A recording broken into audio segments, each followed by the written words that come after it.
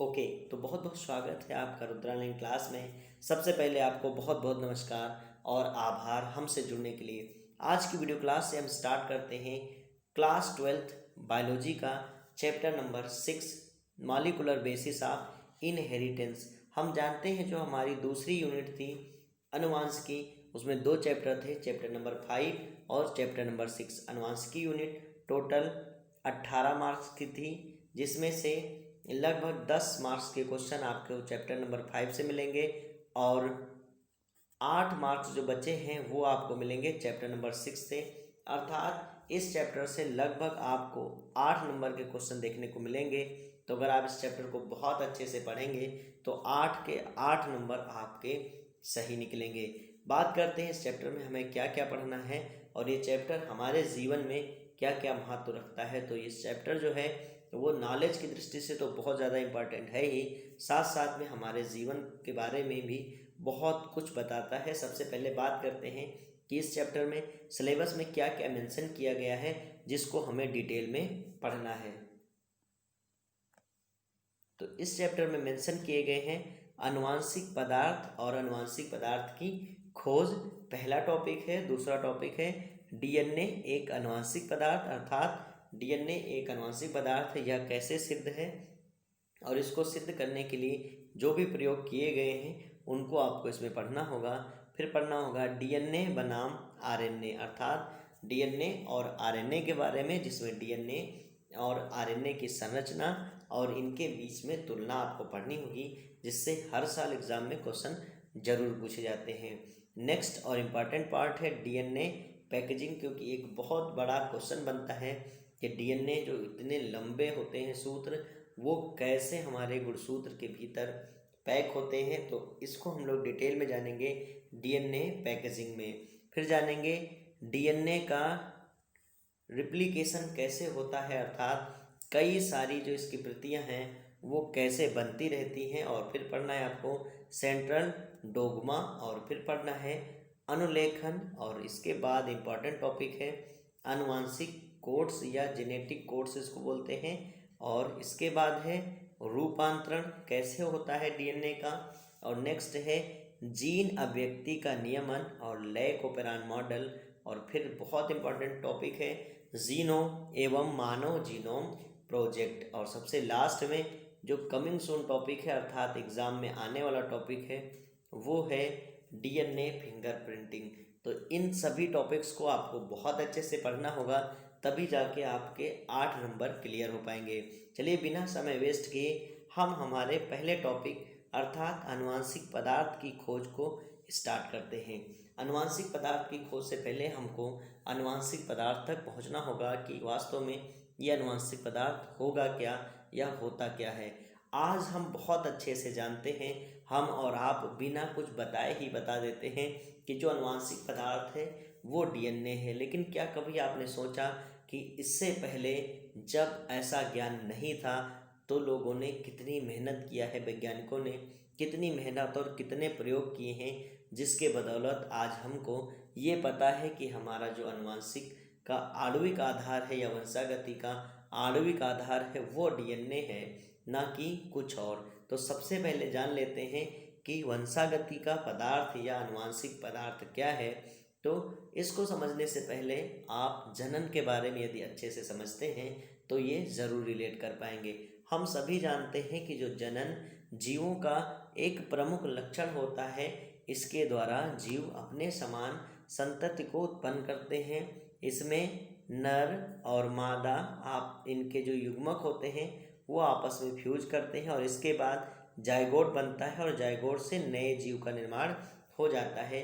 इस जीव में अपने माता पिता के समान लक्षण होते हैं, जिससे यह पता चलता है कि एक पीढ़ी से दूसरी पीढ़ी में वंशागति हो रही है। तो कौन जिम्मेदार होता है इस वंशागति का, अरे वंशागति कैसे होती है, इन्हीं सभी बातों को हम जानेंगे।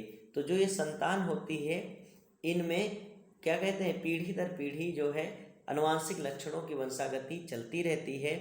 और इसे हम लोग बहुत अच्छे से वंशागति चैप्टर में पढ़ करके आए हैं, जिसमें हमने इससे संबंधित सिद्धांत, रूल्स और जो भी प्रक्रियाएं थी वो सब अच्छे से समझ लिया है।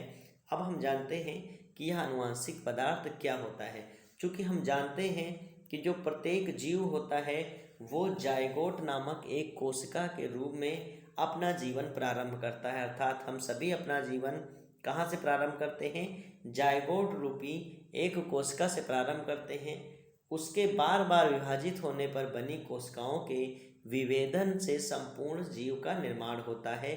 ये भी प्रक्रिया आप बहुत अच्छे से पढ़ पाए हैं। और माता पिता के मिलते जुलते लक्षणों का विकास होता है। युग्मनज का निर्माण जो होता है नर व मादा जीवों में बनी नर व मादा लैंगिक कोशिकाओं, जिन्हें हम युग्मक कहते हैं, के संयुग्मन से होता है। अर्थात जो युग्मनज होता है वो संयुग्मन के फलस्वरूप बनता है, और यह नर व मादा के बीच की क्या होती है, कड़ी होती है। और इन कोशिकाओं के किसी कोशिकांग में ऐसा पदार्थ पाया जाता है जो इनमें यानी माता पिता में उपस्थित आनुवंशिक लक्षणों की सूचनाओं को क्या करता है, संकेत के रूप में निहित रखता है, और इसके बाद दूसरी पीढ़ी में लेकर जाता है और फिर वहाँ पर उसका विकास करता है, और इसी पदार्थ को हम कहेंगे आनुवंशिक पदार्थ। चलिए इसकी परिभाषा को भी जान लेते हैं। तो आनुवंशिक पदार्थ अर्थात हेरिडिटेरी मटेरियल या जेनेटिक मटेरियल क्या है, तो वह पदार्थ जो आनुवंशिक लक्षणों की सूचनाओं को, बहुत अच्छे से समझिएगा तभी आगे चल के चैप्टर और भी अच्छे से समझ आएगा, क्योंकि जितना आप समझते हैं उतना ये चैप्टर आसान नहीं है। अगर आप कोई भी पार्ट मिस करते हैं या कोई भी पोर्शन नहीं पढ़ेंगे तो इससे आगे का पोर्शन जो है वो जल्दी क्लियर नहीं होगा। तो वह पदार्थ जो आनुवंशिक लक्षणों की सूचनाओं को संकेतों के रूप में संचित रखता है, अर्थात कोडांस के रूप में संचित रखता है। ये सब बातें तो हम लोग धीरे धीरे आगे की ओर बढ़ते जाएंगे और जानते जाएंगे। तो संकेतों के रूप में संचित रखता है और संतत पीढ़ी के जीवों में इसको पहुंचाता है, तथा संतत जीवों में उन लक्षणों को विकसित करता है, आनुवंशिक पदार्थ कहलाता है। तो ये बात समझ में आ गई कि आनुवंशिक पदार्थ क्या है। बात करें यदि आनुवंशिक पदार्थ की विशेषताओं के बारे में, तो जो आनुवंशिक पदार्थ है उसकी सबसे पहली विशेषता यही होनी चाहिए कि ये पदार्थ उस जीव के समस्त कोशिकाओं में उपस्थित होना चाहिए। जो आनुवंशिक पदार्थ है वो जीव के समस्त कोशिकाओं में मिलना चाहिए, उपस्थित होना चाहिए।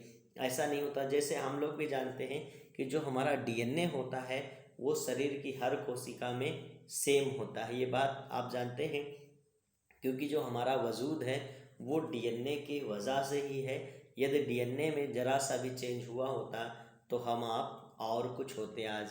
तो जो आनुवंशिक पदार्थ है वो हर कोशिका में मिलना चाहिए। साथ साथ में आनुवंशिक पदार्थ जो होना चाहिए उसमें क्या होना चाहिए, उसमें संरचनात्मक विविधता पाई जानी चाहिए, अर्थात जो लाखों करोड़ों जीव जातियां हैं उनकी जो जेनेटिक मटेरियल की संरचना है वो भिन्न भिन्न होना चाहिए, तभी अलग अलग जाति बनेंगे। क्योंकि एक जाति के डीएनए जो होते हैं वो लगभग सेम होते हैं, जबकि जो दूसरे जाति के डीएनए होते हैं वो कुछ भिन्न होते हैं। तो जो आनुवंशिक पदार्थ होना चाहिए उसमें संरचनात्मक विविधता पाई जानी चाहिए, साथ साथ में उसमें संरचनात्मक स्थिरता भी पाई जानी चाहिए, जिससे कि एक जाति के जो जीव हैं वो लगभग समान दिखें। जैसे मानव सभी कैसे दिखते हैं, समान दिखते हैं। तो ये है आनुवंशिक पदार्थ की विशेषता। साथ साथ में आनुवंशिक पदार्थ की एक विशेषता और है, और वह है कि उसमें स्व-द्विगुणन की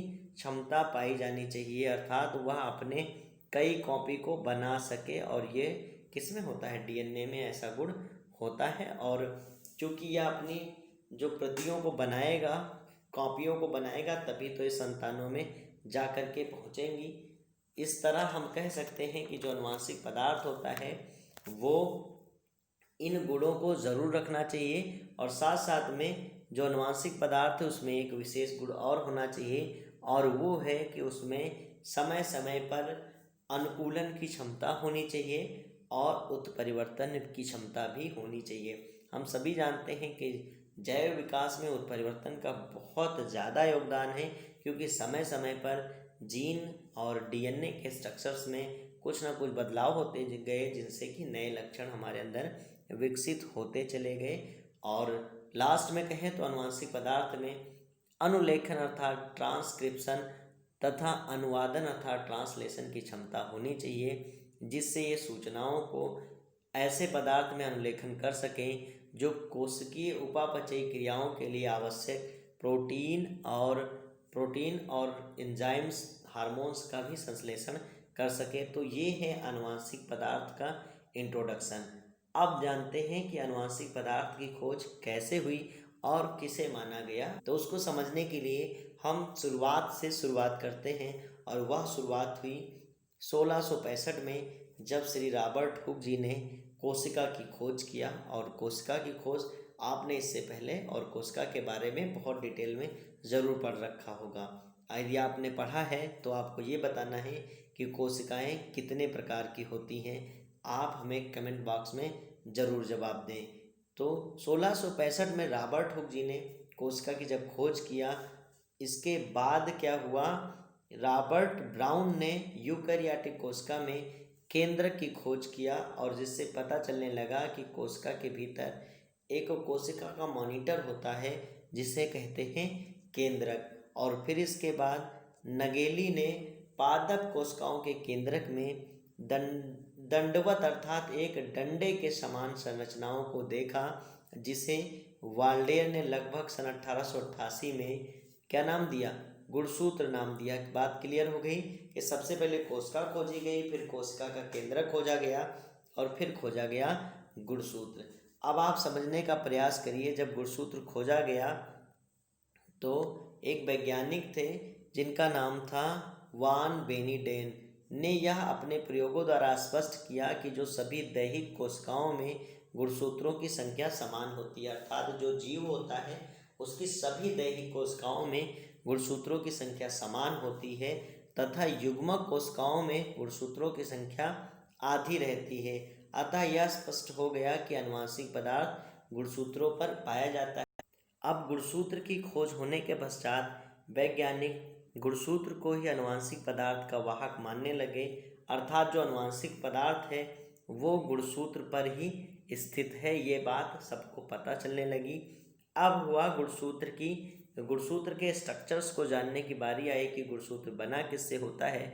तो वैज्ञानिकों ने इस पर जब रिसर्च किया तो पाया कि जो गुणसूत्र होता है वो न्यूक्लियो प्रोटीन से बना होता है, और जो न्यूक्लियो प्रोटीन होती है उसमें लगभग 40% क्या होता है, न्यूक्लिक अम्ल होता है, और 60% क्या होता है, प्रोटीन होता है। क्लियर हो गई बात। तो 40% लगभग न्यूक्लिक अम्ल होता है और 60% होता है प्रोटीन। अब वैज्ञानिकों के पास एक दुविधा थी कि वो किसे माने अनुवांशिक पदार्थ, न्यूक्लिक अम्ल को या प्रोटीन को। तो सबसे पहले इस पर कार्य किया गया, और शुरुआत में कई वर्षों तक प्रोटीन को ही अनुवांशिक पदार्थ माना गया, लेकिन कई प्रयोगों के पश्चात प्रोटीन में चूंकि द्विगुणन की क्षमता नहीं होती है, वह स्वद्विगुणन नहीं कर सकती, इसलिए प्रोटीन को अनुवांशिक पदार्थ न मान करके न्यूक्लिक अम्ल को अनुवांशिक पदार्थ माना गया। और न्यूक्लिक अम्ल की खोज कैसे हुई उस पर बात करते हैं।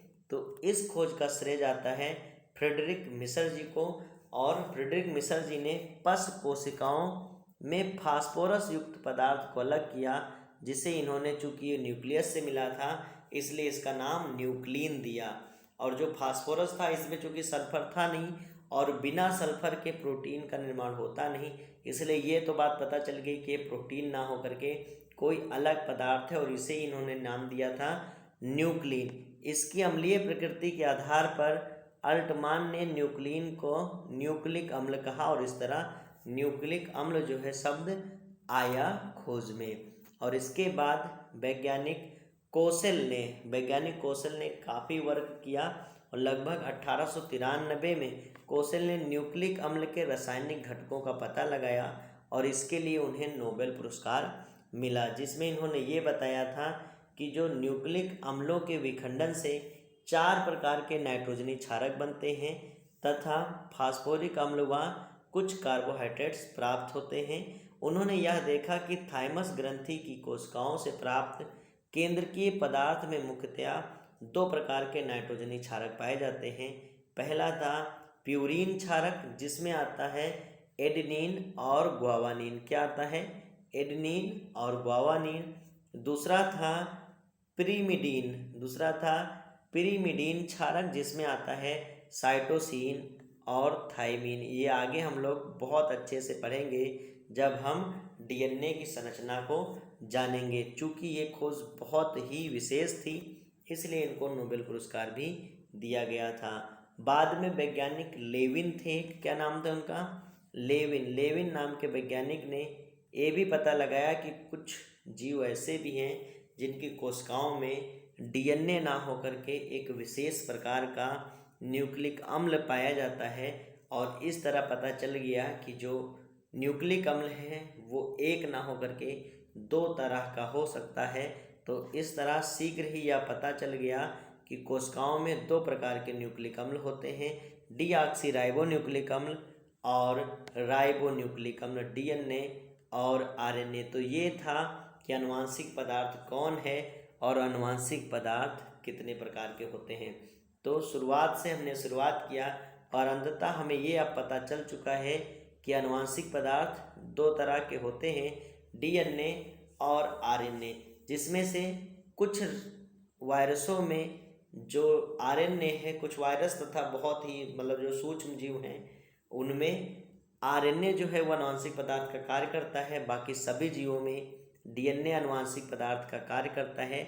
और डीएनए आनुवांशिक पदार्थ है, इसको सिद्ध करने के लिए कई प्रयोग दिए गए और कई प्रमाण भी दिए गए, जिनकी चर्चा हम नेक्स्ट पार्ट में करेंगे। तो आप यूं ही पढ़ते रहें और इसे नोट्स में ज़रूर लिखते रहें, क्योंकि आप जानते हैं मैं जो वीडियो में पढ़ाता हूं वही आपको नोट्स में लिखना होता है। समय बहुत कम है अपनी पढ़ाई में, आप जितना दम है उतना दम लगा दीजिए। Thank you.